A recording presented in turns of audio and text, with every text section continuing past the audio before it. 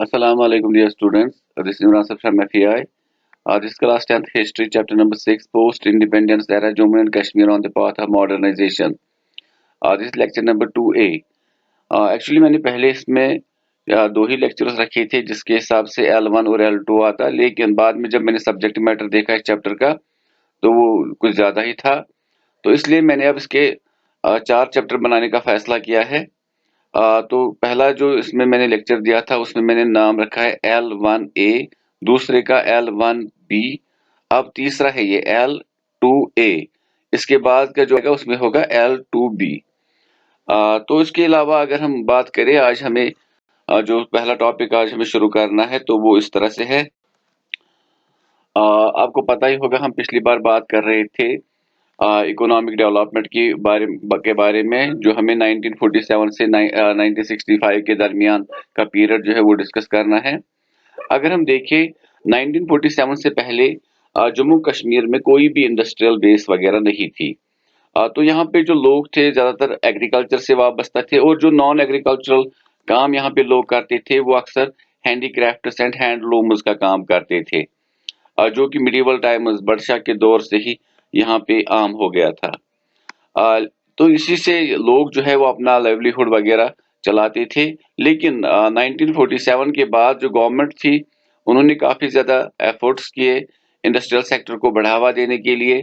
उन्होंने यहाँ पे बहुत सारे एस्टेट्स बनाए अलग अलग जगहों पे, जैसे कि गांधीनगर जम्मू में, बरजुल्ला श्रीनगर में, अनंतनाग में, और जिनमें काफी ज्यादा मतलब तकरीबन 5.26 मिलियन जो इंडियन रुपीस थी उसका इस्तेमाल किया गया ताकि उन जगहों पे इंडस्ट्रीज वगैरह कायम की जाए। इसके अलावा many new industries were established with technological and monetary assistance from the government of India। तो गवर्नमेंट ऑफ इंडिया ने भी बहुत सारी इंडस्ट्रीज वगैरह एस्टेब्लिश की जहाँ पे वो टेक्नोलॉजिकल असिस्टेंस वगैरह भी प्रोवाइड करते थे कि किस तरह से कौन सी मशीन वगैरह चलानी है। जो हैंडीक्राफ्ट इंडस्ट्री थी तो इसमें काफी ज्यादा जो आर्टिजन वगैरह थे उनको ट्रेन किया गया ताकि वो ज्यादा से ज्यादा लोग जो है shawl making, carpet weaving, wood carving, paper मशी या सिल्वरवेयर वगैरह के साथ करे, क्योंकि अब ये जो चीजें बनती थी कश्मीर में इनको अब एक्सपोर्ट किया जाता है इंडिया से बाहर भी और इंडिया के अलग अलग हिस्सों में भी। तो इससे काफी ज्यादा जो लोग हैं वो पैसे कमा सकते थे। और इसके अलावा सिल्क एंड वूलन फैक्ट्रीज भी यहाँ पे एस्टेब्लिश की गई, खासतौर पे जम्मू में। और इसके अलावा सिल्क वगैरह जो यहाँ पे राजबाग श्रीनगर वगैरह में एस्टेब्लिश की गई थी पहले ही, तो उसमें भी काफी ज्यादा लोगों को जॉब मिला। तो इससे भी जो कश्मीर में आउटसाइड मार्केट था, मतलब कश्मीर के बाहर, तो वहाँ पे ये चीजें बिकती वगैरह थी। इसके अलावा जनरेशन एम्प्लॉयमेंट अपॉर्चुनिटीज लोगों को मिलने लगी, गवर्नमेंट जॉब्स वगैरह मिलने लगी लोगों को। इसके अलावा अगर हम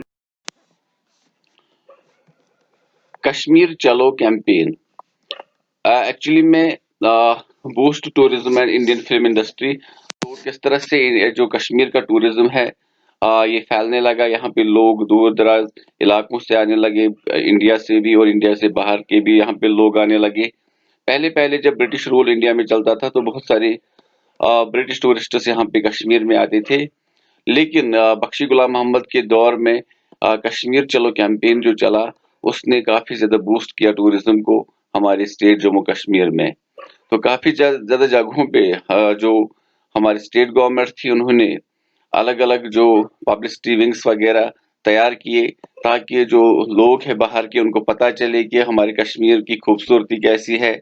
इसके अलावा जो एयर सर्विस वगैरह है उसको इम्प्रूव किया गया, परमिट सिस्टम को खत्म किया गया, क्योंकि अगर हम बात करें पहले पहले जब हमारी स्टेट गवर्नमेंट जिसको स्पेशल राइट्स दिए गए थे, स्पेशल स्टेटस दिया गया था, तो उस वक्त इंडिया से अगर कोई भी इंसान कश्मीर आना चाहे तो उसको वीजा निकालना पड़ता था, लेकिन उस परमिट सिस्टम को फिर बंद किया गया ताकि जो यहाँ पे लोग हैं, जो यहाँ पे हम कह सकते हैं जो यहाँ पे टूरिस्ट्स आएंगे उनको कोई तकलीफ वगैरह ना हो, उनको कोई परमिट का ये टेंशन वगैरह ना रहे।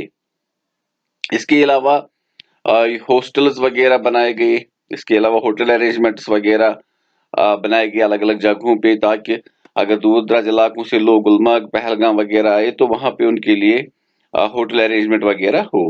اس کے علاوہ ٹریول گائیڈس وغیرہ پرنٹ کیے گئے جن میں کافی خوبصورت پکچرز وغیرہ کشمیر کے ڈسٹریبیوٹ کیے گئے, چھاپے گئے, اور الگ الگ اسکولز یونیورسٹیز جو آؤٹ سائڈ اسٹیٹ تھی وہاں پہ ان کو پہنچایا گیا. وہاں پہ جب لوگوں نے ان کو دیکھا تو کافی زیادہ ان کے اندر ہم انٹرسٹ بڑھنے لگا کہ ہم بھی کشمیر دیکھیں گے. تو گورنمنٹ نے اسی دوران 60s میں ٹورسٹ ریسپشن سینٹر بھی قائم کیا کشمیر میں, جو کہ دیکھ ریکھ کرتے تھے ٹورسٹس کی یہاں پہ کشمیر میں. اگر ہم دیکھیں جو کشمیر ہے, کشمیر تو میڈیا گیز, تو اگر ہم دیکھیں کشمیر جو تھا الگ الگ خبروں کے ذریعے جو نیوز چینلز وغیرہ چلتی تھی یا ٹی وی پروگرامز وغیرہ چلتے تھے تو ان میں کافی زیادہ فیمس ہونے لگا کشمیر, کیونکہ بہت ساری موویز وغیرہ کی شوٹنگ وغیرہ کشمیر میں ہونے لگی, جن میں گلمرگ, پہلگام, سونمرگ, کوکر ناگ, ویری ناگ, اچھبل وغیرہ میں کافی زیادہ جگہوں پہ فلمیں وغیرہ شوٹ کی گئی. تو اس طرح سے کشمیر جو تھا باقی دنیا کی نظروں میں آنے لگا, یہاں کی خوبصورتی باقی نظروں میں آنے لگی, اور اس سے کیا ہوا, ٹورسٹ فلو دن بدن بڑھنے لگا. علاوہ اگر ہم دیکھیں financial support and state building project, تو اگر ہم میں نے پہلے بھی کہا تھا 1947 سے پہلے کشمیر میں انفراسٹرکچر وغیرہ کی کافی زیادہ قلت تھی, کمی تھی. اس کے علاوہ جموں کشمیر کی جو اسٹیٹ ہے کافی زیادہ غریب اسٹیٹ مانی جاتی تھی باقی اسٹیٹ سے, کیونکہ یہاں پہ روڈ کنیکٹیویٹی وغیرہ جو تھی بہت ہی بدتر تھی, باقی آؤٹ سائڈ ورلڈ سے جو ہمارا ناتا تھا بہت کم تھا. تو اس کے علاوہ اگر ہم دیکھیں جو یہاں پہ سب سے مطلب اس وقت کے فیمس پرائم منسٹر یہاں پہ بنے شیخ محمد عبداللہ, انہوں نے انڈیا سے فنڈس وغیرہ لینے سے انکار کیا, کیونکہ ان کا پروگرام جو تھا آٹونامس رکھنا, کشمیر کو سیلف سفیشینٹ رکھنا, تو کیونکہ ان کا ماننا تھا کہ اگر ہم ڈپینڈنٹ رہے انڈیا کے گڈس وغیرہ پر تو یہ آٹونامی جو ہے ہماری یہ ختم ہو جائے گی. لیکن شیخ محمد عبداللہ کو جب 1953 میں گرفتار کیا گیا, اس کے بعد ان کا ڈپٹی جو پرائم منسٹر تھا اس کو پرائم منسٹر بنایا گیا جس کا نام تھا بخشی غلام محمد. انہوں نے ان کی جو آئیڈیالوجی وغیرہ تھی وہ ڈفرینٹ تھی. انہوں نے سوچا کہ فائنینشیل ایڈ جو انڈیا سے آئے گا اس کے بغیر ہم یہاں پہ ترقی وغیرہ نہیں کر سکتے. تو اس کے بعد کافی زیادہ لونز وغیرہ, فائنینشیل اسسٹنس وغیرہ گورنمنٹ آف انڈیا کی طرف سے ملنے لگی. تو اگر ہم بات کریں 90% of the states 5 year plans were funded by the center. تو جتنا بھی یہ 5 year plans اس وقت یہاں پہ ہوئے, 5 year plans میں جو بھی یہاں پہ پیسے وغیرہ ملتے تھے اس وقت, تو 90% پیسے اس وقت سینٹرل گورنمنٹ آف انڈیا کی طرف سے ملتے تھے. اور اس کے علاوہ اگر ہم دیکھیں اسسٹنس بھی کافی زیادہ تھی, سینٹرل اسسٹنس یہاں پہ 70% لون اینڈ 30% گرانٹس دیے جاتے تھے جموں کشمیر کو. لیکن جو باقی اسپیشل کیٹیگری اسٹیٹس تھی ان کو 90% گرانٹ اور 10% لون ہی پرووائڈ کرتی تھی سینٹرل گورنمنٹ. اس کا مطلب کشمیر میں بہت زیادہ سبسڈی بھی دی جاتی تھی اور لونز وغیرہ بھی بہت زیادہ دی جاتی تھی, کیونکہ ان کو پتا تھا کہ بہت زیادہ پرابلمس ہے کشمیر میں, وہاں پہ انفراسٹرکچر وغیرہ کی بہت زیادہ کمی ہے. تو فائنینشیل اسسٹنس جو سینٹرل گورنمنٹ کی طرف سے یہاں پہ ملی, اس کے وجہ سے, اس کی مدد سے کافی زیادہ ڈیولپمنٹل پروجیکٹس وغیرہ یہاں پہ بنائے گئے. اور جو دوسری طرف ہم پہ ایک پرابلم بھی کریٹ ہوئی کشمیریوں پر کہ ہم سینٹر کے قرضے میں ڈوب گئے, جو ہماری گورنمنٹ پہ کافی زیادہ ہم کہہ سکتے ہیں جو آٹونامی وغیرہ کی ڈیمانڈ اس وقت پولیٹیکل پارٹیز وغیرہ کرتی تھی اب وہ نہیں کر سکتے تھے, کیونکہ کافی زیادہ برڈن ان کے اوپر سینٹر نے لاد دیا تھا. سوشل ریفارمز, تو پہلے ہم نے اکنامک ریفارمز کی بات کی, اب سوشل ریفارمز جو بی ہے, بی پارٹ ہے اس کا, اس میں سب سے پہلے ہمیں پڑھنا ہے گروتھ آف ماڈرن ایجوکیشن. تو 9th کلاس میں آپ نے پڑھا تھا کہ جو ماڈرن ایجوکیشن ہے وہ سٹارٹ ہوئی تھی 1885 سے, جب یہاں پہ ٹنڈل بسکو وغیرہ نے اسکول وغیرہ یہاں پہ شروع کیا تھا. تو اس وقت لٹریسی ریٹ جو تھی بہت کم تھی, لیکن ایجوکیشن جو تھی سری نگر وغیرہ میں وہ شروع ہو گئی تھی. لیکن 1947 کے بعد جب شیخ محمد عبداللہ کی جم آئی یا پیریڈ آیا تو انہوں نے کافی زیادہ ایجوکیشن کے اوپر زور دیا. جو یہاں پہ چیلنجز وغیرہ تھے سوشو اکنامک وغیرہ، تو اس نے کیا کیا، انہوں نے اینول بجٹ جو تھا اس میں سے 35% ایجوکیشن پر ہی خرچ کرنے کا پروگرام بنایا، کیونکہ ان کو پتا تھا کہ ہمارے اسٹیٹ جموں کشمیر میں خاص کر جو مسلم میجورٹی ہے، تو مسلمز کافی زیادہ الٹریسی میں یہاں پہ ہے، تو اس لیے ان کو ایجوکیٹ کرنا بہت زیادہ ضروری ہے. اس کے لیے انفراسٹرکچر وغیرہ کی زیادہ ضرورت تھی.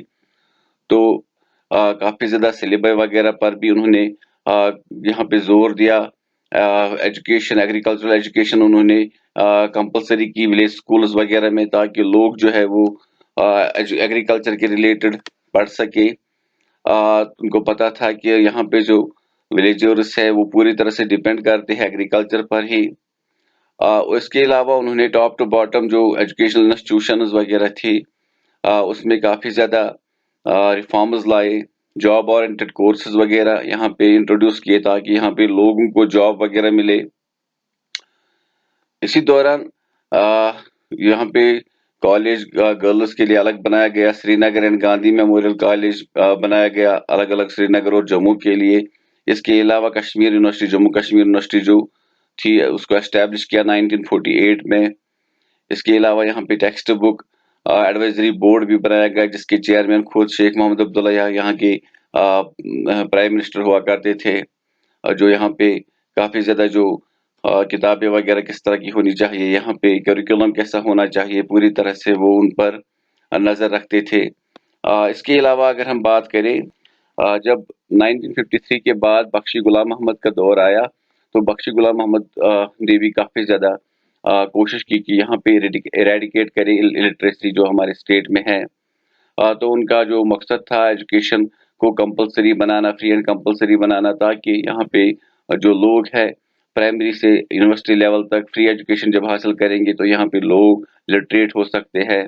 تو اگر ہم دیکھیں ان کے ایجوکیشن پالیسی میں کافی زیادہ بہتری آئی. اس کے بعد انہوں نے 4% اور بجٹ کا ایجوکیشنل پہ خرچ کرنے کا پروگرام بنایا.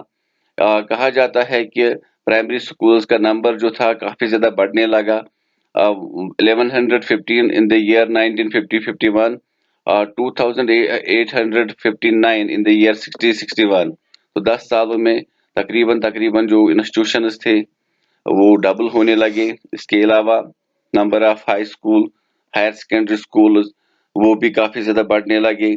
1955 میں یہاں پہ جو ایجوکیشن منسٹر تھا GM غلام محمد صادق بنے، تو انہوں نے ایک الگ ایجوکیشن پالیسی بنائی جس سے کافی زیادہ یہاں کے ایجوکیشن میں ہم کہہ سکتے ہیں بہتری آئی.